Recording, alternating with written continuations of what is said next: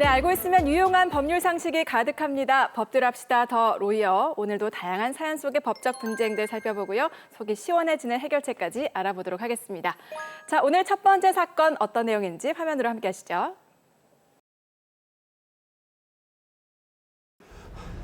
절대 그런 일 없습니다. 제가 왜요? 그건 조사해보면 알 거고 일단 오지현 씨를 성폭력 범죄 처벌 등에 관한 특례법 위반죄로 기소하겠습니다.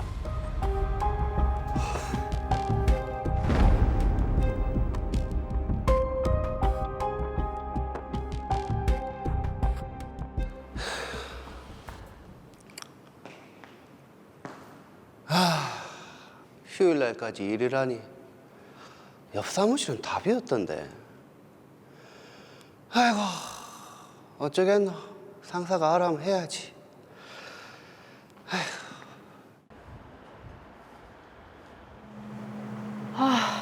주말도 없는 자영업자 신세. 아, 근데 왜 자꾸 배가 아프지? 아우, 안 되겠다.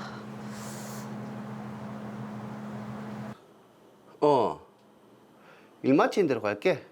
어디서 모이는데? 클럽? 오, 물 좋은 데가. 알았다. 장소 어딘지 문자 보내놔라. 어이. 배가 왜 이리 아프지? 안 되겠다.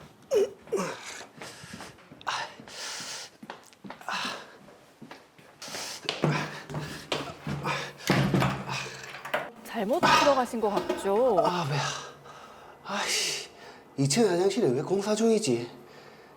일단 급한 불부터 끄자.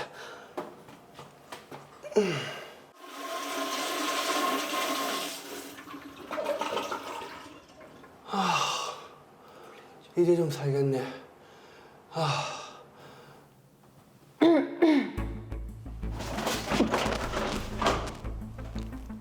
이 시간에 나 말고 출근한 사람이다 보네. 이게 지금 같은 화장실인가요? 이 소변기가 보이네. 설마 여자 화장실이가? 일단 얼른 나가자. 뭐야? 왜 남자가 여자 화장실에? 설마 아까 휴대폰으로 촬영? 안 되겠다. 아니, 경찰서죠. 아니, 여기 여자 화장실에 남자가 들어와서요. 오지현 씨 여자 화장실에 들어갔다고 신고가 들어왔습니다. 그리고 휴대전화로 촬영까지 했다던데. 촬영이요? 그런 일 없습니다. 저는 남자 화장실인 줄 알고 들어갔습니다. 진짜 여자 화장실인 줄 몰랐습니다. 오지현 씨 직장 건물 아닙니까? 근데 여자 남자 화장실을 헷갈려요. 그게 말이 됩니까? 진짜입니다. 제가 근무하는 층 화장실이 공사 중이라서 자주 안 가는 아래층으로 간 겁니다.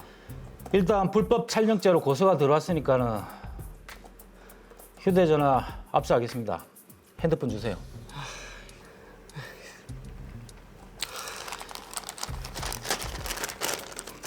일단 휴대전화 포렌식 작업해서 확인할 거고 여자 화장실에 침입한 건 사실이니까 오지현 씨를 성폭력 범죄 처벌 등에 관한 특례법 위반죄로 기소할 겁니다. 성폭력 범죄요? 저 그런 사람 아닙니다. 그런 사람이 아니고 말고는 수사를 해보면 알겠죠. 어디 남자가 할 짓이 없어가지고 여자 화장실에서. 정말 억울합니다.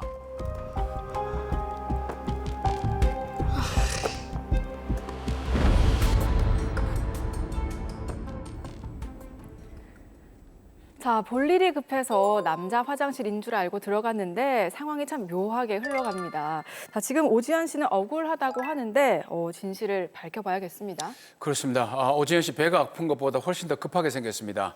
빨리 사건 정리해 보겠습니다. 중견기업에 근무하는 오지현 씨는 업무 때문에 주말에 사무실로 출근했습니다. 그런데 뭘 잘못 먹었는지 업무 도중에 자꾸 배가 아파왔고 결국 화장실로 향했습니다. 사무실이 있는 층의 화장실 앞에는 공교롭게도 공사 중이라는 팻말이 있었기에 1층 화장실로 급히 이용했는데요. 볼일을 보고 난 후 옆 칸에서 들려오는 인기척 소리에 놀라 들고 있던 휴대폰을 떨어뜨렸다가 죽었습니다. 그리고는 화장실 칸에서 나와보니 여자 화장실임을 알게 됐는데요. 실수를 깨달은 즉시 화장실에서 나온 오지연 씨. 하지만 같은 시간에 화장실을 이용한 김은정 씨는 오지연 씨를 경찰에 신고했습니다. 이후 경찰 조사를 받은 오지연 씨는 성폭력 범죄의 처벌 등에 관한 특례법 위반죄로 입건될 위기에 놓였습니다. 네, 드라마 상으로는 오지연 씨가 실수로 여자 화장실에 들어간 것 같은데요. 자, 김지은 변호사님, 지금 경찰 조사 이후에 성폭력 처벌법 위반 혐의로 입건될 위기에 처했네요. 맞습니다. 오지연 씨는 현재 성적 목적 다중이용 장소 침입죄를 이유로 성폭력 범죄의 처벌 등에 관한 특례법 위반 혐의가 적용이 됐는데요.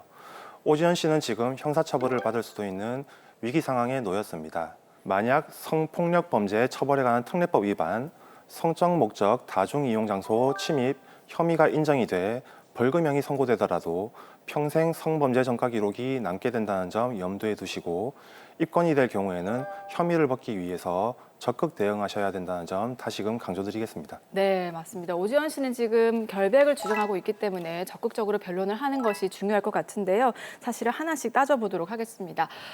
드라마 상으로 보면요. 지금 오지연 씨에게 불순한 의도는 없었던 것 같은데 여자 화장실에 들어가는 실수를 저지른 게 이게 문제가 되는 것 같아요. 맞습니다. 여자 화장실에 실수로 들어갔던 것이라고 오지연 씨는 무죄를 주장하고 있지만 경찰은 기소 의견으로 검찰에 송치할 가능성이 매우 높은 상황입니다. 네. 그럴 경우 성폭력 범죄의 처벌 등에 관한 특례법, 성적 목적을 위한 다중이용 장소 침입 행위가 적용될 가능성이 높은데요.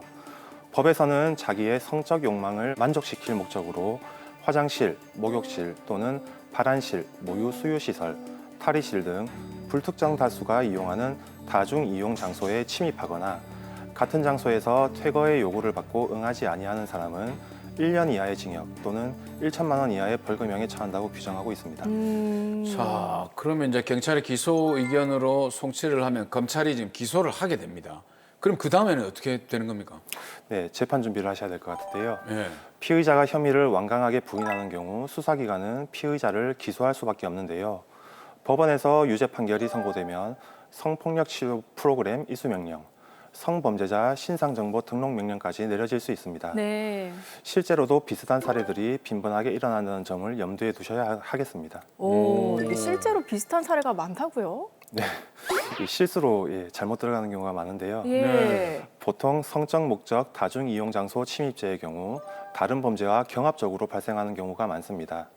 예를 들면 카메라 촬영 및 이를 유포하는 경우입니다. 네. 성적 목적 다중이용 장소 침입죄의 경우 성적인 욕망을 충족시키기 위한 목적이 있어야 성립되는 목적범이기 때문입니다. 네. 네. 다른 범죄가 합쳐져서 경합범이 된다면 그 자체로 성적 목적 공공장소 침입죄가 성립된다고 볼 수밖에 없지만 공공장소 침입죄만 문제되는 경우에도 남성이 여자 화장실에 들어가는 경우는 비정상적인 행위로 무혐의 처분을 받는 것이 쉬운 일은 아닙니다. 자, 쉬운 일이 아니라고 말씀하셨지만은 오지연 씨 주장대로라면은 무죄를 입증해내야 억울한 일이 없지 않겠습니까? 무죄를 위해서 어떤 부분에 중점을 두고 입증을 해야 될까요? 네. 그 드라마 사례의 경우 제가 실제 수행해서 무죄 판결을 받은 사안과 아주 유사한 사례로 보이는데요. 네. 남성이 여자 화장실에 실수로 들어간 경우 추가 범죄의 증거가 없고 남자 화장실과 여자 화장실의 표지가 오인 가능성이 있었으므로 피고인에게 성적인 목적이 없었다고 주장 및 입증하는 경우 무죄 판결을 받을 수 있습니다. 네. 이를 위해 우선 복도에 CCTV가 있다면 여성이 화장실에 들어간 시간과 남성이 들어간 시간차를 비교해서 남성이 여성을 대상으로 범죄를 저지르기 위하여 따라 들어간 점이 아니라는 점을 주장 입증해야 되겠습니다. 그러니까 시간차를 비교하게 된다면은 정말 딱 볼일만 보고 나오는 그 시간 정도만 머물렀다. 이런 것도 입증에 굉장히 좀 도움이 될 것 같고. 근데 또 중요한 건 어떤 게 또 도움이 될까요? 네, 보통 여자 화장실은 빨간색, 남자 화장실은 파란색으로 표시된 것이 보통인데 예. 여자 화장실임에도 파란색으로 표시된 경우 오인 가능성이 높다고 할 것입니다. 오. 네, 실제로 그런 경우가 있었습니다. 아, 그래요? 그리고 평소 화장실을 사용함에 있어 해당 장소를 처음 이용하는 사람과 그 건물을 자주 오래 사용했던 사람의 경우 다르게 판단할 수밖에 없습니다. 지금 오지연 씨는 평소 사용하는 2층 화장실이 공사 중인 상황이라 1층의 화장실을 사용했기 때문에 오인 가능성이 있을 수 있습니다. 이런 사안의 경우 개별 사안마다 사정이 다를 수밖에 없으므로 유리한 사실관계를 강조하면서 성적 목적이 없었다는 점을 입증해야 하겠습니다. 네, 여자 화장실을 남자 화장실을 오인할 수는 있다고는 하지만 그런데 오지연 씨의 휴대폰이 이게 바닥에 떨어지면서 이게 몰카 촬영을 하려고 한 게 아니냐 이렇게 또 오해를 할 수도 있는 그런 상황인 것 같아요. 그러네요. 네, 공교롭게도 드라마 사례의 경우 좀 오해를 살 만한 사정이 있었던 것 같습니다. 예. 김은정 씨도 이 부분 때문에 오지연 씨를 고소한 것 같은데요. 오지연 씨가 휴대전화를 제출했기 때문에 경찰의 포렌식 수사를 거친다면 촬영 사실 및 의도가 없었고 촬영을 하지도 않았다는 점은 충분히 입증이 가능할 것 같습니다. 지금 오지연 씨의 주장대로라면 배가 아파서 단순히 여자 화장실을 출입한 것에 불과한 상황인데 여자 화장실에서 특별한 성적 행위를 했거나 불법 촬영 등을 했다는 구체적인 증거가 없는 상황입니다. 이러한 정황을 바탕으로 고의가 아닌 착오로 들어갔다고 주장을 할 수가 있는데 주장만 한다고 되는 것이 아니라 이렇게 헷갈릴 수도 있겠구나라는 것을 검사와 재판부에 설득하는 것이 중요하겠습니다. 예. 자, 근데 이제 현재 드라마 상황은 그렇지 않지만 만약에 정말 만약에 오지연 씨 폰이 떨어지면서 촬영이 됐다. 아이고. 그럴 경우에는 어떤 처벌을 받게 되죠? 네, 뉴스에서 많이 접하셨을 텐데요. 예. 이런 경우 성폭력 범죄의 처벌 등에 관한 특례법 제14조 카메라 등을 이용한 촬영의 경우 7년 이하의 징역 또는 5천만 원 이하의 벌금형에 처해지게 되는데 예. 실무적으로는 벌금형이 선고되는 경우는 거의 없다고 보시면 되므로 피해자와 합의가 되지 않으면 구속이 될 수 있습니다. 휴대폰 조심해야 되겠네요. 진짜 조심해야 되겠네요. 화장실에 갈 때는 절대로 안 들고 가겠습니다. 끄고 가든지 예. 어떻게 절대로 카메라가 예. 작동되는 그런 일이 있으면 안 될 것 같아요. 깜짝 놀랐습니다. 자, 그리고 증거 외에도 이런 사건에서도 중요한 게 오지연 씨의 진술 아니겠습니까? 어떻습니까? 네, 맞습니다. 가장 중요한 게 오지연 씨의 진술이 될 텐데요. 진술의 신빙성은 구체성, 일관성, 객관적 사정 부합성이 기준이 됩니다. 또한 본인에게 가장 유리한 진술은 기본적으로 사실을 있는 그대로 신빙성 있게 진술하는 것이 될 것입니다. 기억을 잘 되살려 당시 상황을 요령 있게 정리해서 경찰 조사에 응하시기 바랍니다. 근데 제가 또 법학도지 않습니까? 그렇죠. 네. 또 그때 그 시절을 떠올려 본다면은 이런 경우에는 그 형법상 건조물 침입죄가 성립될 수도 있지 않을까 그런 생각을 조심스럽게 해봅니다. 그렇습니까? 네, 개인 주거지가 아닌 관공서, 역, 백화점, 음식점 등 공중의 자유로운 출입이 허용된 장소에 있어 건조물 침입죄의 경우 범죄의 목적을 가지고 들어가거나 통상 허용되지 않는 방법으로 건조물에 들어갔을 경우에 성립되는데요. 예를 들어 출입이 금지된 시간에 들어간다든지 담을 넘어서 들어간다는 경우에는 주거 침입죄가 성립합니다. 사례의 경우 로이어 빌딩은 오피스 건물에 해당하고 오지연 씨는 근로자로서 출입이 허용되는 사람이므로 건조물 침입죄는 해당되지 않을 것으로 보입니다. 사무장님, 실망스럽네요.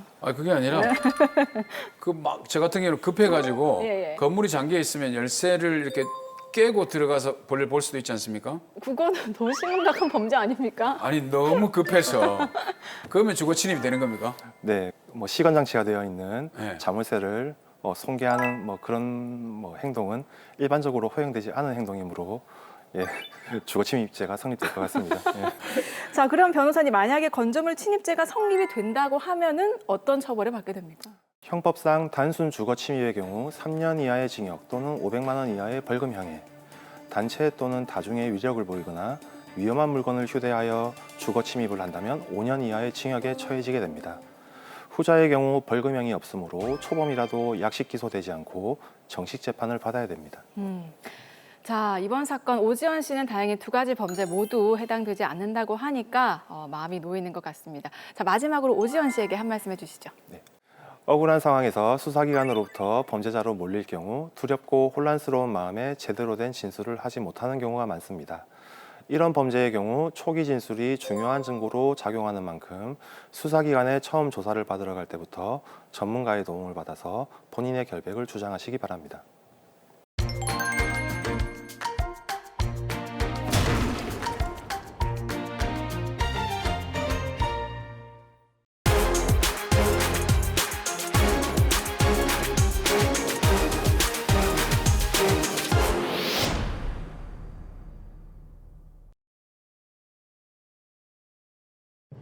도저히 니랑은 뜻이 안 맞아서 같이 못 하겠으니까 네가 데리고 온 사람들 데리고 나가줬으면 좋겠네.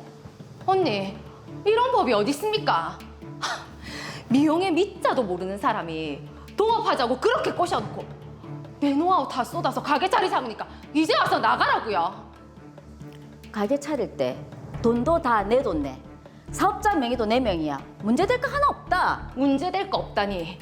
나도 동업자라고. 내 가게에서 나가라. 언니, 진짜 너무한 거 아니에요? 내 가만히 안 있습니다.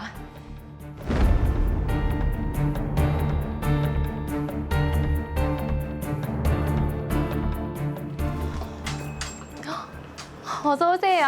아유, 예약하기가 하늘의 별 따기네.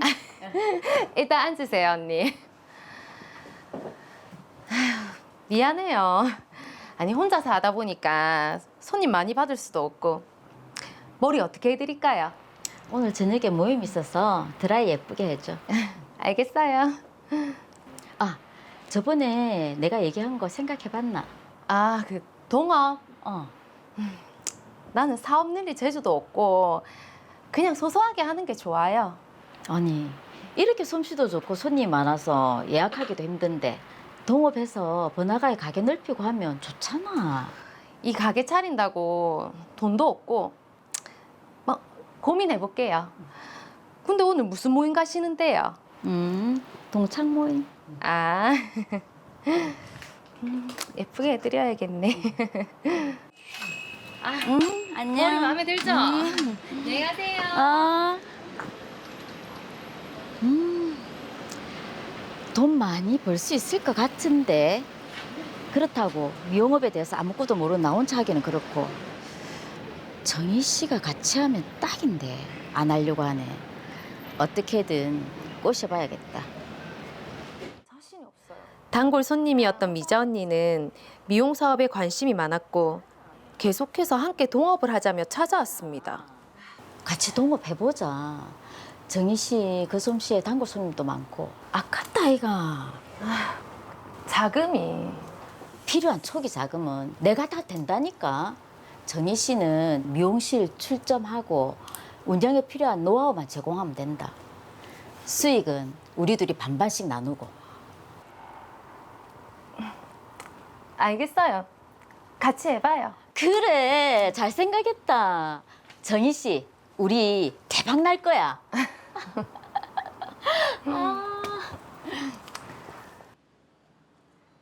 그렇게 전 오랜 시간 미용업에서 갈고 닦은 모든 노하우와 인맥을 동원해 미용실 출점에 필요한 일을 도맡아서 했습니다. 언니, 그 전에 얘기했던 내 후배. 안녕하세요. 네, 잘 부탁드리겠습니다. 아우, 내 이 친구 데리고 온다고 진짜 공들였다. 아이 누나. 맞잖아. 머리 만지는 솜씨 하나는 진짜 최고다. 아, 그래, 우리 잘해봅시다. 잘 부탁드리겠습니다. 예전부터 알고 지냈던 미용사 스태프들까지 설득해서 데려왔습니다. 그렇게 미자 언니와 동업으로 연 미용실은 자리를 잡아 대박이 났습니다. 내 아는 언니 아들이 이번에 미용사 자격증을 땄다네. 우리 미용실에서 일을 좀 시켜보는 거 어떻노? 난 지금 인원이 딱 좋은데 지금 미용사를 더 늘리기는 아직은 좀 그렇다. 아니 그럼 전에 네가 데려왔던 친구 손님 예약도 그렇게 많지 않고 그 친구를 빼면 된다 아이가. 아니 그래도 꾸준히 찾아오는 예약 손님도 있고 그 친구는 경력도 있는데 아니 경력자를 빼고 신입 쓰기는 좀 그렇지. 알겠다. 생각 좀 해보자. 난 예약 손님이 있어서.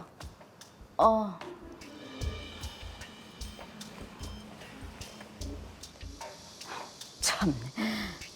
내 돈 다 투자해서 가게 열었구만. 사람 하나 내 맘대로 못 쓰나. 미용실 운영 그렇게 어렵지도 않구만. 수익 절반을 주는 건 너무 많이 주는 건데. 미자 언니와의 갈등이 점점 심각해졌습니다. 그렇게 결국 도저히 니랑은 뜻이 안 맞아서 같이 못 하겠으니까 네가 데리고 온 사람들 데리고 나가줬으면 좋겠네. 언니 이런 법이 어디 있습니까? 미용의 미자도 모르는 사람이 동업하자고 그렇게 꼬셔놓고 내 노하우 다 쏟아서 가게 자리 잡으니까 이제 와서 나가라고요.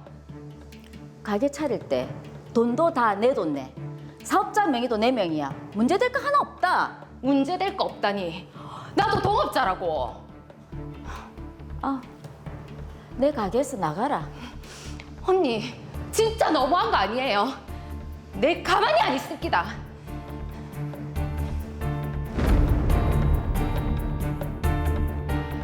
자, 이게 무슨 일입니까? 동업으로 미용실을 열었는데 일방적으로 쫓겨난 상황이네요. 황당할 것 같아요. 그러니까 말이죠. 네. 이미자 씨 너무합니다. 우리 신정희 씨가 억울하지 않도록 빨리 해결책을 찾아보도록 하겠습니다. 우선 사건 정리부터 하겠습니다. 신정희 씨는 작은 개인 미용실을 운영하고 있었습니다. 오랜 시간 미용 일을 하면서 인맥도 두텁고 미용실 출점과 운영에 관한 노하우도 갖추고 있었는데요. 어느 날 단골 손님인 이미자 씨가 자신과 규모가 큰 미용실을 차려보자고 제안을 합니다.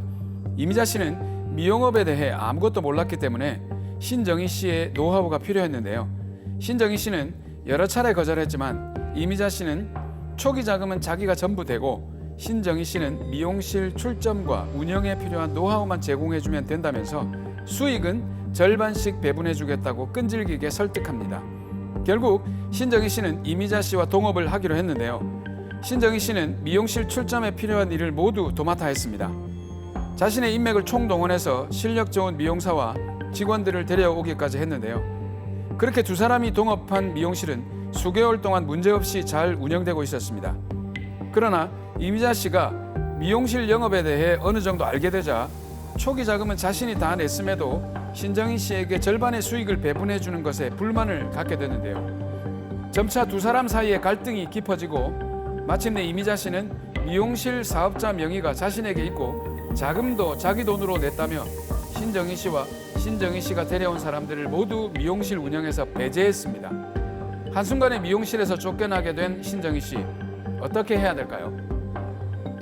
네, 사실 뭐 크게 하고 싶지는 않았지만 이미자 씨가 간절히 부탁을 해서 잘 되고 있던 개인 미용실을 접고 이제 동업을 한 거 아니겠습니까? 그렇죠. 네, 박지순 변호사님, 이 정도 되면은 신정희 씨가 굉장히 어이가 없겠는데요? 네, 신정희 씨 입장에서는 너무 황당하고 억울한 상황입니다. 실제로 드라마 같은 일들이 동업자들 사이에서 많이 발생하고 있습니다. 우리가 흔히 동업이라고 하죠. 동업을 시작할 때에는 사이가 좋습니다. 같이 사업을 하기로 할 정도로 의기투합이 되어서 힘차게 시작하는 경우가 많은데요. 네. 그렇죠. 시간이 지나면서 문제가 많이 발생하기도 합니다. 이러한 동업을 민법상으로는 조합이라고 하는데요. 민법은 제703조에서 2인 이상이 상호 출자해서 공동사업을 경영할 것을 약정함으로써 조합이 생기는 것으로 규정하고 있습니다. 네. 자, 우리 법은 2인 이상이 상호 출자해서 공동사업을 경영할 것으로 약정한다라고 했는데 지금 신정희 씨는 출자 자금을 한 푼도 내지 않았거든요. 그러면 민법상 조합에 해당이 되나요? 동업자 간의 출자는 반드시 돈으로 해야 하는 것은 아닙니다. 출자는 금전으로도 할 수 있고 부동산이나 기계 그리고 원료 제공 등 다른 재산으로도 할 수 있고요. 영업 노하우를 제공하거나 또 노무를 제공하는 것으로도 가능합니다. 동업자들 간에 한 명은 자본을 출자하고 한 명은 대신 노무를 제공하는 방식으로 출자를 하는 경우가 많이 있습니다. 네. 당연히 이 경우도 조합이라고 할 수 있습니다.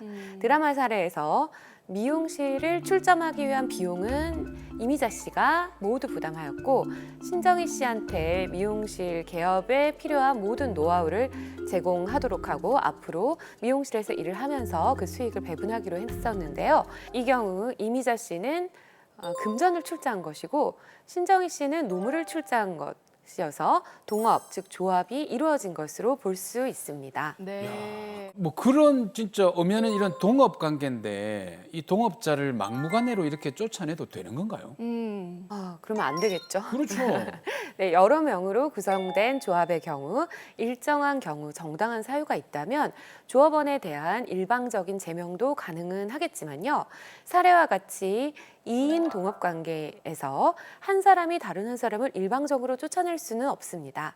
2인 중 1인이 탈퇴를 하면서 조합의 재산은 남은 조합원 한 명에게 단독 소유로 귀속되게 되고요. 다만 탈퇴자와 남은 자 사이에서 지분 계산의 문제가 남게 되는데요. 네. 현실적으로 두 사람의 관계가 이미 되돌릴 수 없게 파탄에 이르게 되었고 이미 미용실에서 나온 상황인 것 같은데요. 이 경우 신정희 씨는 동업 관계에서 탈퇴하고 정상금을 받아내실 수가 있겠습니다. 네. 자, 저희가 봐도 관계 회복이 참 힘든 그런 상황인 것 같은데 네. 그런데 미용실을 함께 열자고 이제 계획을 했을 때 두 사람이 동업 계약서 같은 걸 썼지 않겠습니까? 이게 중간에 탈퇴를 할 수 있는 건가요? 네, 동업 계약상 동업의 존속 기간을 정해놓은 경우도 있고 정해두지 않은 경우도 있겠습니다. 네. 민법은 조합 계약으로 조합의 존속 기간을 정하지 않았거나 조합의 종신까지 존속할 것을 정한 경우에는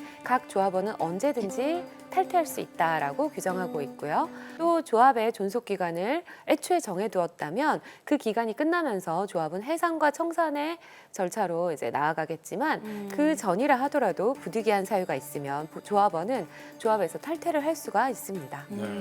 자, 조합의 존속 기간이 정해져 있어도 부득이한 사유가 있다면 탈퇴할 수 있다. 구체적으로 어떤 경우인가요? 네, 이런 사례가 많이 있을 텐데요. 네. 갑자기 경기가 안 좋아지는 경우 또는 동업자 간의 다툼이 커져서 조합을 유지할 수 없는 경우도 있겠죠. 네. 판례는 경제계의 사정 변경이나 조합의 재산 상태가 악화되거나 또는 영업 부진 등으로 조합의 목적 달성이 현저히 곤란하게 된 경우는 물론 조합원들 사이에서 반목, 불화로 인해 대립이 심해져서 신뢰관계가 파괴돼서 조합이 원만하게 공동 운영을 기대할 수 없게 된 경우도 포함된다고 하고 있습니다. 이런 부득이한 사유는 네. 사안별로 개별적으로 판단해 볼 수밖에 없는데요. 흔히 동업자 중 1인이 동업체와 관련된 재산을 마음대로 사용해서 다른 동업자가 횡령 등의 이유로 형사 고소를 하는 경우에도 위에서 말하는 부득이한 사유에 해당한다고 볼 수 있습니다. 그렇겠네요. 그럼 이게 드라마 사례에서 보면은 사이가 안 좋아졌다. 네. 이렇게 봐야 되나요? 어떻습니까? 네, 드라마에서 두 사람의 갈등이 심해져서 이미자 씨가 일방적으로 신정희 씨를 내쫓는 상황까지 되었기 때문에 두 사람의 신뢰관계는 파괴가 되었고 더 이상 원만한 공동 운영이 이루어질 수는 없는 것으로 보입니다. 네. 그러면 신정희 씨는 조합에서 임의로 탈퇴할 수가 있겠습니다. 네. 자, 그러면 동업을 탈퇴할 때 정상금 같은 경우에는 어떻게 계산을 하나요? 네, 2인 이상 조합에서 1인이 탈퇴하는 경우 조합 관계는 종료가 되고 탈퇴자와 잔존자 사이에서 지분 계산의 문제가 남게 되는데요. 지분 계산을 함에 있어서 탈퇴 당시에 조합 재산 상태에 의해서 잔존자가 탈퇴자에게 지분 계산을 해줘야 됩니다. 네. 또 이때 조합 재산의 가액은 단순한 매매 가격이 아닌 영업권의 가치를 포함한 영업 가격에 의해서 평가가 하는데요. 조합원들의 지분 비율은 실제 출자한 재산 가액의 비율에 의하는 것이 아니라 조합 내부의 손익 분배 비율을 기준으로 계산을 하는 것이 원칙입니다. 자, 그러면 드라마 사례는 어떻습니까? 지금 신정희 씨는 초기 출자 자금은 내지 않았는데 이런 경우에는 어떻게 정산이 되나요? 네, 정산은 탈퇴 시점으로 정하여야 하는 것이라고 했죠. 네. 신정희 씨가 미용실 운영에서 쫓겨난 시기를 전후해서 조합 탈퇴가 있었던 것으로 볼 수 있겠습니다. 우선 정산의 기준이 되는 재산은 탈퇴 당시 조합 재산이어야 하는데 네. 이는 단순한 매매 가격이 아닌 영업권의 가치를 포함하는 영업 가격을 의미하기 때문에 개인이 위 재산의 가치를 임의로 산정해서 나는 이만큼 달라라고 해서 줄 수만은 없겠죠. 그렇죠. 그렇죠. 네. 굉장히 어려운 계산 방법이거든요. 네, 네. 이게 혹시 산정하는 방법이 있습니까? 네, 이에 대해서 다툼이 있을 경우에 보통 감정 신청을 하고 감정인이 이를 평가하는 방식으로 이루어지게 됩니다. 이때 단순히 유형적 가치뿐만 아니라 영업권 같은 무형적 가치가 포함되는 것이 특징적입니다. 이렇게 산정된 재산에서 신정희 씨는 실제 출자한 자산 가액의 비율이 아닌 조합 내부의 손익 비율의 기준으로 정산금을 받을 수 있는데요. 신정희 씨와 이미자 씨는 애초 동업계약에서 수익을 절반씩 분배하기로 했었잖아요. 네. 따라서 신정희 씨는 탈퇴 당시에 그 산정된 조합 재산에서 절반에 해당하는 정산금을 이미자 씨에게 청구할 수 있을 것으로 보입니다. 자, 동업 관계가 잘 유지돼서 안정적으로 미용실을 운영했다면 참 좋았을 텐데 참 아쉽습니다. 그래도 정희 씨가 정산금을 청구할 수 있다고 하니까 다행인 것 같고요. 자, 사실 이런 분쟁이 발생하지도 않는 게 중요하잖아요. 변호사님, 동업을 계획하거나 시작할 때 좀 사전에 주의해야 될 사항 어떤 게 있을까요? 네, 동업의 경우 주로 가까운 사람끼리 하는 경우가 많기 때문에 서로 믿고 동업 약정서 등을 작성하지 않는 경우가 많습니다. 만약 드라마 사례처럼 동업자들 사이에 갈등이 발생해서 동업 관계가 종료되는 경우 정산 등에 있어서 문제가 발생할 소지가 많이 있습니다. 네. 탈퇴한 사람이 동업자를 상대로 정산금을 청구해야 하는데 동업 약정서가 없다면 정산 청구에 필요한 요건 사실을 입증하기 어려운 경우가 많습니다. 따라서 아무리 가까운 사람과 동업을 한다 하더라도 상세히 그 동업 약정서를 작성해서 만약 발생할 수 있는 경우를 대비하는 것이 좋을 것 같습니다. 네. 아무리 친한 사이라 하더라도 동업 약정서는 써라 예. 라고 하는데 어떻게 쓸까요? 뭐 꼭 들어가야 되는 이런 게 있나요? 네, 맞습니다. 이 사건처럼 동업에서 분쟁이 생길 경우 결국 소송까지 가는 경우가 대부분입니다. 그렇다면 법정에서 주장 증명해야 할 사실들을 꼼꼼히 고려해서 미리 서면으로 남겨둬야겠죠. 네네. 동업 당사자는 당사자가 누구인지, 또 출자 방식, 비율이 어떻게 되는지, 수익 분배는 어떻게 할 것인가, 그리고 동업의 운영에 관한 의사결정은 어떤 기준으로 할 것인지 등을 꼼꼼하게 작성하셔서 적어둬야 합니다. 물론 비전문가들이 이를 직접 작성하는 것도 괜찮겠지만 전문가의 도움을 받는다면 좀 더 놓치지 않는 부분이 있게 잘 작성할 수 있을 것 같습니다. 네. 네. 자, 동업이라는 게 사실 잘 되면 좋지만 이게 이해관계가 얽혀 있고 돈이 끼어 있다 보니까 맞아요. 끝이 안 좋은 경우가 많더라고요. 아. 네, 만일을 대비해서 동업 계약서를 잘 작성해 두시는 것도 좋겠습니다. 자, 마지막으로 의뢰인 신정희 씨를 위한 솔루션 부탁드리겠습니다. 신정희 씨, 이미자 씨가 동업 자금을 다 댔고 사업자 명의를 가지고 있다라는 이유만으로 동업 관계에서 억울하게 쫓겨나야 하는 것은 아닙니다. 탈퇴 당시의 동업 재산 그리고 수익 분배 비율 등을 잘 증명하셔서 정산금을 받으실 수 있으니까요. 소송을 해야 되는 상황인데요. 동업정사는 전문가의 도움을 받으시는 것이 좋겠고요. 동업에 들인 노력만큼의 정산금을 잘 챙겨받아 가시기를 바라겠습니다.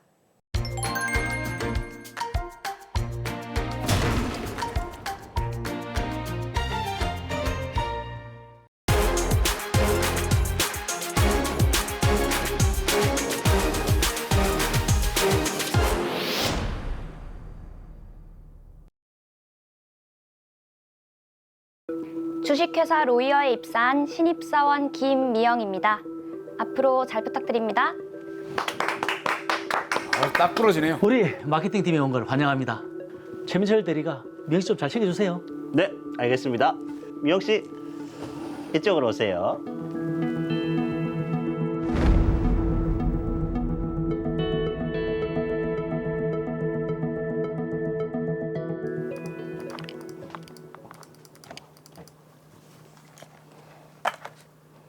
오, 미영 씨, 오늘 스타일 죽이는데요.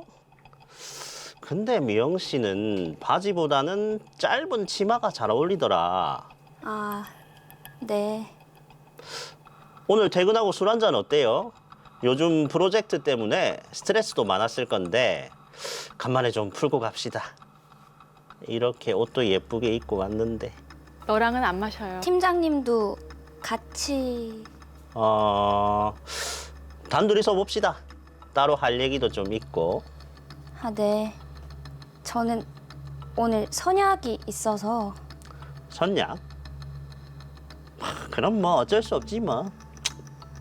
그럼 다음에 치마 입고 오는 날 한잔하는 걸로. 언제 위험한 봐도 미영 씨는 발언인데요. 몸매가 딱 내 스타일이야. 아, 저 잠시 화장실 좀... 네. 넌 내 스타일이 아니야.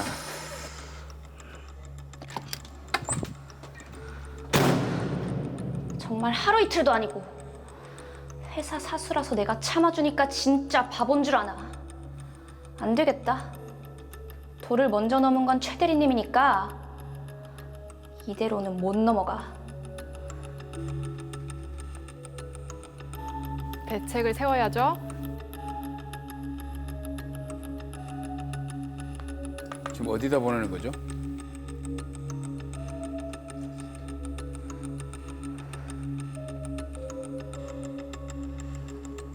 민철 씨, 김미영 씨 말로는 몸매가 좋다, 치마가 잘 어울린다 이런 말을 했다는데 사실입니까?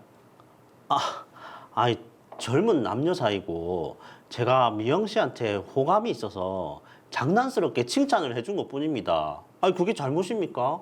저는 잘못한 게 없습니다. 그래요? 아, 저 미영 씨가 너무 민감해서 문제를 좀 크게 키우는 것 같은데 절대 그런 의도가 아닙니다. 믿어주십시오. 민철 씨야 누구보다 능력 있고 성실한 직원인 거 내가 잘 알지만 어쨌든 앞으로는 은행에 좀 더 신중을 기해 주세요. 네, 팀장님. 앞으로는 절대 이런 일 없도록 하겠습니다. 그래요. 그리고 왜? 또 뭐 있습니까? 미영 씨가 그동안은 신입이어서 제가 얘기를 안 했는데 편하게 이야기해 보세요. 내가 민철 씨 말이라면 팥주로 매줄 쓴데도 내가 믿으니까. 미영 씨가 사실 업무 능력이 많이 떨어집니다. 그동안은 제가 커버를 해서 잘 모르셨을 텐데. 그래요? 네, 그리고 인간관계도 좋지 않아서 팀 분위기도 좀 많이 흐리는 것 같고. 저렇게 바로 돼갔나요? 그렇단 말이죠. 알겠습니다.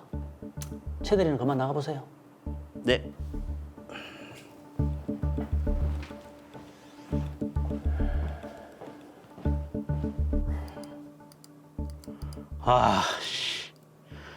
김미양 이것 봐라.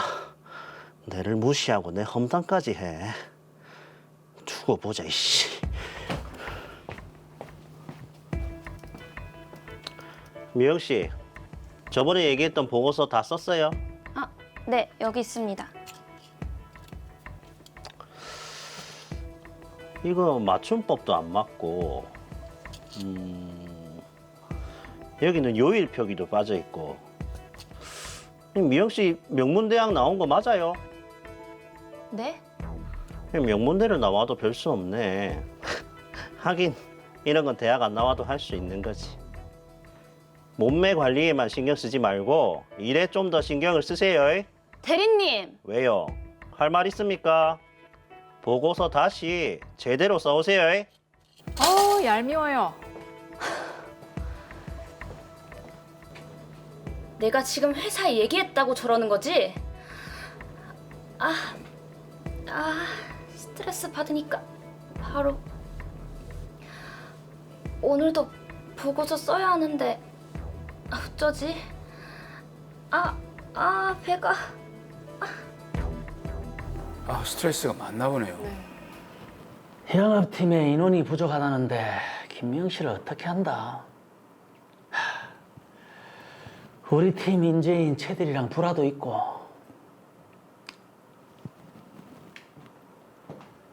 팀장님 부르셨습니까? 김미영 씨, 혹시 영업팀으로 갈 생각 없습니까? 네?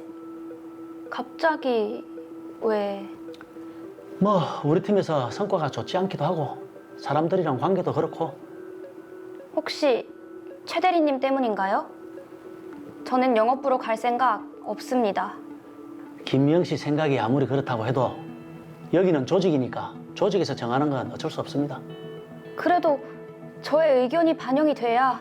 그동안 업무상 실수도 많았고 내부적인 문제도 많았던 만큼 영업팀으로 발령을 내도록 하겠습니다. 한번 나가보세요. 팀장님.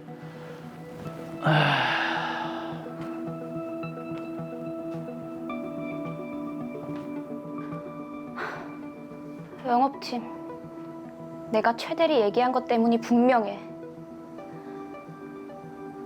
또 얘기해봐야 회사에서 들어줄까? 최대리 괴롭힘은 점점 더 심해져 가는데.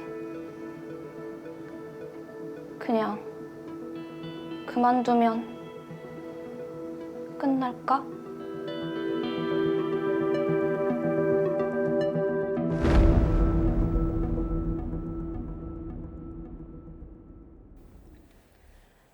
자, 피해는 미영 씨가 봤는데 왜 미영 씨가 회사를 그만둡니까? 안 됩니다. 너무 억울해요. 정말 회사 내에 따돌림이라는 게 이렇게 심각한 줄 몰랐습니다. 예. 빨리 해결을 해보도록 하겠습니다. 명문대를 졸업한 김미영 씨는 로이어 주식회사에 입사해 마케팅 팀으로 발령을 받았는데요. 여기서 사수인 최민철 씨를 만나게 됩니다. 최민철 씨는 업무적인 부분을 비롯해 많은 부분에서 김미영 씨에게 도움을 주었는데요. 언젠가부터 김미영 씨의 몸매를 평가하거나 바지보다 치마가 잘 어울린다는 등의 성적인 언행을 자주 하였고 김미영 씨는 매번 불쾌감을 느꼈습니다. 참다 못한 김미영 씨는 박영만 팀장에게 메일로 이 사실을 알렸고 박영만 팀장은 최민철 씨에게 사실을 확인했습니다. 하지만 최민철 씨는 그런 의도가 아니라고 주장했고 박 팀장은 그의 말만 믿고 추가적인 조치 없이 사건을 무마시켰습니다. 이 일에 앙심을 품은 최민철 씨는 이때부터 김미영 씨의 업무와 관련해 사사건건 트집을 잡았고 김미영 씨는 이로 인해 스트레스성 질환을 앓기도 했는데요. 설상가상으로 박영만 팀장은 김미영 씨의 의사와 관계없이 마케팅팀에서 영업팀으로 발령을 내버립니다. 더 이상 참을 수 없다고 판단한 김미영 씨, 그녀는 과연 어떻게 해야 할까요? 자, 우선 직장 상사인 최민철이 미영 씨에게 한 언행, 문제 소지가 많아 보입니다. 그렇죠. 뭐 몸매가 좋다, 내 스타일이다, 치마가 잘 어울린다. 듣기만 해도 참 거북한 내용인데요. 네. 함호진 변호사님, 이거는 성희롱 발언이라고 봐야 되는 거죠? 네, 결론부터 말씀드리자면 성희롱에 해당됩니다. 예. 직장 내 성희롱은 남녀 고용 평등과 일가정 양립 지원에 관한 법률, 저희가 흔히 남녀 고용 평등법이라고 부르고 있죠. 이 법 제2조 2호에서 규정되어 있는데요. 여기서 말하는 성희롱은 업무, 고용 그 밖의 관계에서 직장의 사업주, 상급자 또는 근로자가 그 지위를 이용하거나 상대방의 성적 굴욕감이나 혐오감을 느끼게 하는 행위를 한 것을 의미합니다. 네. 그러니까 최민철 씨는 김미영 씨의 상급자로서 회사 업무 중 김미영 씨의 신체 부위를 손으로 가리키면서 몸매가 좋다고 하거나 짧은 치마가 더 잘 어울린다는 등의 말로서 여성인 김미영 씨에게 성적 수치심을 주는 언행을 하였습니다. 네. 이는 당연히 남녀 고용평등법상 금지되는 성희롱에 해당됩니다. 네. 자, 그리고 그 뒤에 이어진 행동을 보면 그거는 직장 내 괴롭힘이 맞는 거죠? 네, 맞습니다. 직장 내 괴롭힘은 근로기준법 제76조의 2에 규정하고 있는데요. 사용자 또는 근로자가 직장에서의 지위 또는 관계 등의 우위를 이용해서 업무상 적정 범위를 넘어 다른 근로자에게 신체적, 정신적 고통을 주거나 근무 환경을 악화시키는 행위를 말합니다. 자, 그럼 여기서 핵심은 직장에서의 지위 또는 관계 등의 우위를 이용했느냐 안 했느냐 이거 아니겠습니까? 네, 맞습니다. 지금 최민철 씨는 김미영 씨 사수로서 상급자의 지위에 있는데요.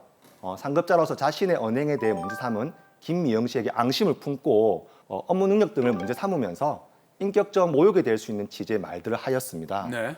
이런 부분들은 상급자가 자신의 지위를 이용해서 직급상 하위에 있는 직원에게 고통을 준 행위로 볼 수 있어서 직장 내 괴롭힘에 해당된다고 볼 수 있습니다. 네.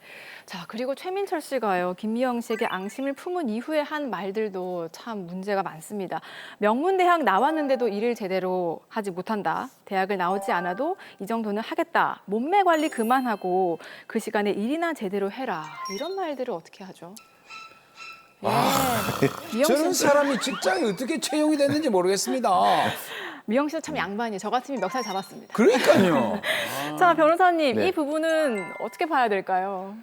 네, 해당 발언은 업무 과정에서 최민철 씨가 김미영 씨에 직접 했던 말들입니다. 직장 내 괴롭힘에서는 꼭 챙겨보셔야 할 부분이 이런 발언들이 업무상 적정 범위를 넘어서는 행위에 해당되는지 여부에 대한 판단입니다. 여기서 말하는 업무 관련성은 직접적인 업무 수행은 설사 아니라고 하더라도 업무 수행에 편승해서 이루어졌거나 업무 수행을 빙자하여 발생한 경우를 포괄적으로 의미하고 있습니다. 네. 이런 경우 포괄적인 의미에서 업무 관련성 인정된다고 볼 수 있는데요. 네. 드라마 속 두 사람의 상황을 보면 최민철 씨는 김미영 씨의 성희롱 신고에 대한 보복성으로 명문대를 나왔는데도 일을 제대로 못한다. 몸매 관리 그만하고 일이나 제대로 해라. 이렇게 업무와 관련된 발언을 하는 과정에서 업무의 적정성을 넘어서는 행동을 한 것으로 보여집니다. 때문에 이 같은 언행들 역시 직장 내 괴롭힘에 해당될 수 있다고 판단됩니다. 네. 자, 직장 내 괴롭힘, 우선 회사 사업주에게 신고를 하는 게 가장 먼저 해야 할 조치일 것 같은데, 자, 지금 회사에서는 오히려 김미영 씨를 영업팀으로 전보 발령을 냈거든요. 이건 정당한 일이 아닐 것 같은데요. 네, 맞습니다. 근로기준법 제76조의 3의 제6항에서는 사용자는 직장 내 괴롭힘의 발생 사실을 신고한 근로자 및 피해 근로자들에게 해거나 그 밖에 불리한 처우를 해서는 안 된다고 규정하고 있는데요. 네. 이 사건에서는 회사 팀장이 해당 사실을 알린 이후에 업무 성과가 낮다는 이유로 영업팀으로 전보 발령을 내렸습니다. 따라서 전후 사정을 고려해 볼 때 김미영 씨에 대해 불리한 처분을 한 것으로 보일 수 있습니다. 근데 회사 입장에서 보면 김미영 씨가 제대로 적응도 못하고 실수가 많아서 업무 성과도 떨어지고 예. 또 거기에 같은 팀 대리와 불화도 있다. 네. 그래서 전보 발령을 냈다. 이렇게 항변할 수 있지 않습니까? 당연히 그렇게 항변할 것으로 보여집니다.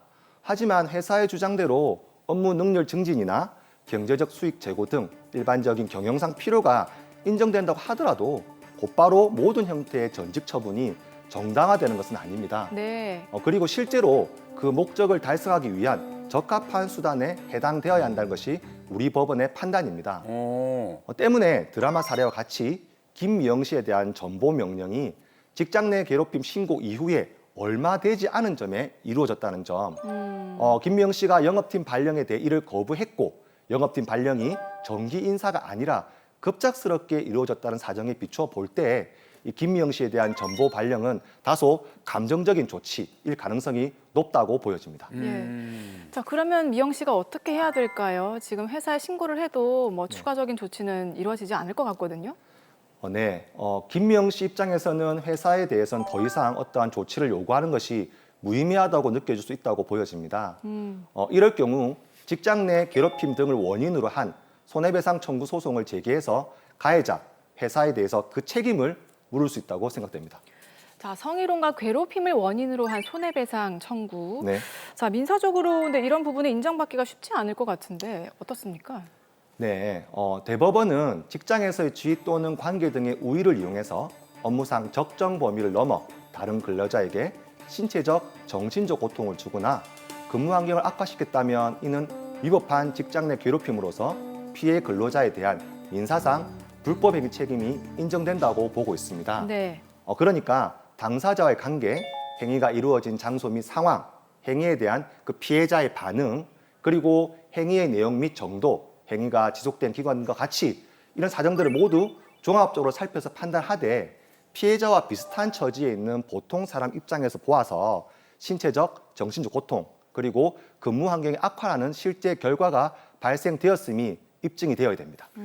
야, 그럼 이게 김미영 씨 같은 경우에는 자신의 의지와는 상관없이 영업팀으로 발령이 났고 네. 업무 스트레스도 상당해서 계속 몸이 아픈 상황이거든요. 네. 네. 또 그리고 정신적인 고통은 물론이고 여기에 근무 환경까지 악화됐다. 이렇게 판단할 수 있지 않습니까? 네, 맞습니다.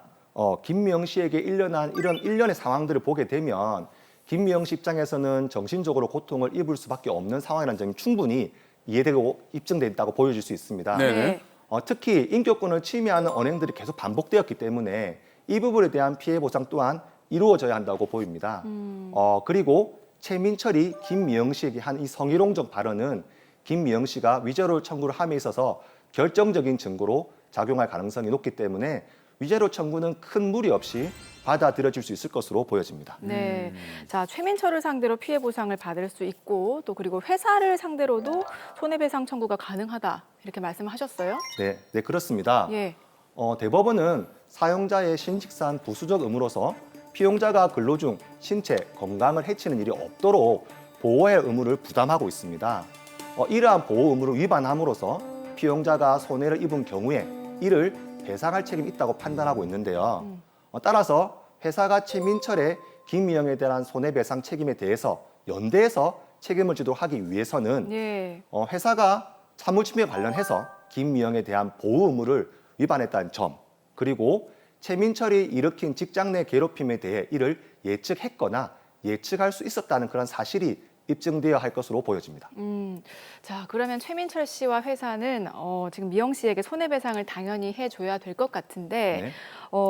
손해배상 금액 이게 얼마나 책정될까요? 네, 이 사건에서 최민철이 성희롱적 발언을 했을 뿐만 아니라 이를 회사에 신고했다는 이유로 보복성 업무 지시까지 내렸다는 점에서 비춰볼 때 정확한 어떤 금액의 기준이 없기 때문에 네. 다소 변동성이 있을 수는 있지만 대략 300만 원에서 한 500만 원 수준에서 위자료가 받아들여질 것으로 보여집니다. 그리고 회사가 연대해서 이를 책임을 져라라는 판결이 나올 것으로 판단됩니다. 예. 민사적으로 손해배상액이 300에서 500이면은 제가 분이 안 풀립니다. 그렇죠. 예. 형사적으로 뭐 어떻게 할 수는 없을까요? 네, 맞습니다. 김미영 씨는 최민철 씨에 대해서 근로기준법상 직장 내 괴롭힘 금지 의무 위반을 이유로 해서 그리고 사용자에 대해서는 남녀고용평등법상 불이익 조치 금지 의무 위반을 이유로 해서 각 형사 고소를 제기할 수 있고 이러한 형사 고소는 받아들여질 수 있을 것으로 보여집니다. 네. 자, 저 정도면은 미영 씨의 분이 풀릴 수 있을지. 그렇죠. 예. 네. 자, 미영 씨에게 변호사님 마지막으로 한 말씀 해주시죠. 김미영 씨, 믿었던 사수로부터 성희롱을 당하고 이를 신고했다는 이유로 직장 내 괴롭힘까지 겪게 되어 심적으로 매우 힘들 것으로 보여집니다. 그런데 회사는 김미영 씨 이 같은 고통을 이해하고 상황을 개선하기 노력하기보단 당장 이를 감추려는데 급급한 모습에서 실망 또한 매우 컸을 것으로 보여집니다. 하지만 김미영 씨가 하는 행동들은 너무나 정당한 행동이기 때문에 부디 기운 잃지 마시고 용기 내어 반드시 소를 제기하셔서 정당한 권리도 되찾으시고 앞으로도 당당하게 살아가시기를 바랍니다.